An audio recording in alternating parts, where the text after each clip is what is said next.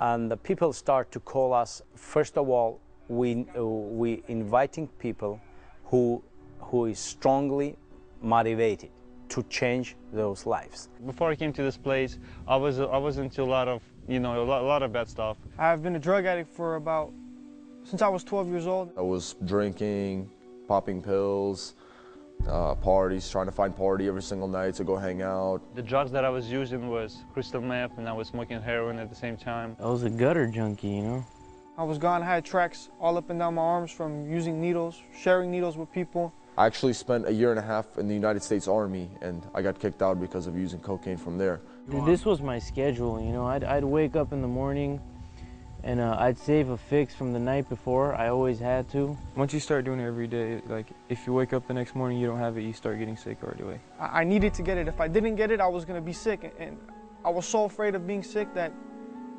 it didn't matter. What I did was usually steal, I was stealing money from my mom's purse. I was selling my mom's rings. From robbing and stealing to home invasions to all kinds of stuff, man. I would go to my cousin's houses and try to be nice to them, and at the same time go to their rooms and take the money out of their wallets. I mean, I've been wanting to quit doing heroin for a while, but you get really sick once you get hooked on it, and that was the one thing I was scared of, is just being sick. I pretty much wouldn't do nothing besides lay there in a motel or wherever I was staying at the time in the car and just pretty much look like a zombie, just let my body die. I wouldn't do nothing. You can't go to the bathroom, you can't really eat because you throw up. And once you start doing things like that, you don't really want to work anymore, so I just quit my job. Basically say I lost my business, sold my truck. I couldn't keep a job, I couldn't function with my family, with my cousins, nothing. I was pretty much a bum living in somebody's car. There were times where my mom would kick me out on the street. I really didn't know where I was going to be the next hour or the next day. Before I always used to talk to my wife. We always used to, communicate very well. After that, I'd just come home, not talk, go to sleep. I didn't feel sad for my mom that she was crying every night, calling me and telling me, just please go to this rehab, I'm killing my mom. I'm slaughtering her, she can't sleep at nights. Yeah, it was hell out there, man. I always thought to myself, I'm gonna stop this day, I'm gonna stop that day, this is my last time, this is getting tiring. I won't do it tomorrow, just today. Today's my last day. And tomorrow came and it was the same thing every day. It's like you're like a zombie, It's just this pattern that goes over and over and over, and it's just... I thought it was my best friend, but really, it killed me. I kept remembering what I used to be and how my life was like, and then, just seeing what I turned out to be, it wasn't all that amazing. It made me feel really bad about myself. And you're just sitting there and you're like, why won't I just wake up from this nightmare? I just want it to be over. Oh no, I'm dying. Okay, yeah. I want to come back to God. I'm so tired of my existence. You tired, да? Из которого, no, I'm exhausted. We're looking for people who is tired of that I must change my life, but I can't. I need help. Now we have 17 people. They are from different backgrounds. Some of them homeless, others from good business-owned families, other married, still the other not. And all of them came here because in a big trouble they are. We always tell our guys, we say, if you want to change your life, God will help you and the people will help you too. But if you don't want to change your life, nobody can help you. We have a dynamic program, we work hard there. We have morning and evening services every day. We work together, we live together, we eat together, we live in the same buildings, with them. And we try to show them by our own example.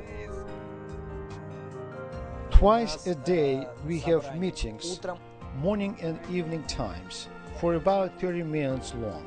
We teach in simplicity to conduct their lives properly using our own examples, as well as biblical examples, to handle situations in their lives correctly. And when the meeting is over, they have time till evening meeting to put into practice everything they learn. Not in tongue only, we teach practical gospel, not only to have on tongue, but also in one's heart.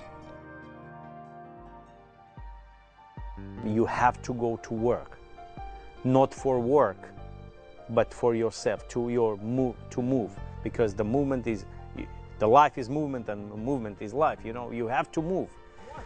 It's not just a classes where we just sit and write and you know, and just speak. You know, most of them have a criminal mind, you know, and a criminal lifestyle. We're trying to bring them back in the normal life, teach them the normal professional skills, you know, life skills, and according the Word of God. Something like this probably works better than, you know, just regular rehab where you sit and you talk about your problems.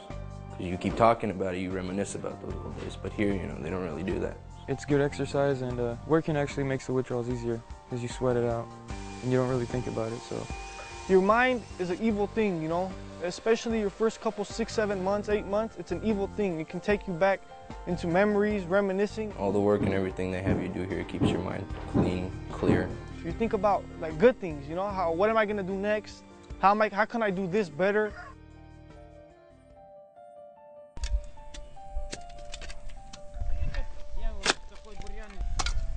We make our own food here, we grow it here.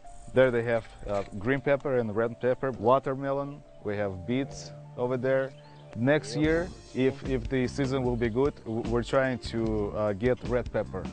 Red pepper and strawberry are the most main things that we want to do for the next year, maybe to sell. Oh, we're building another wall for the garden. There's going to be another garden over here.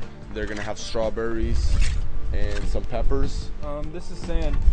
What we're doing here is pretty much cleaning it, separating it from the big rocks, because the big rocks are bad for the machine that mixes the cement.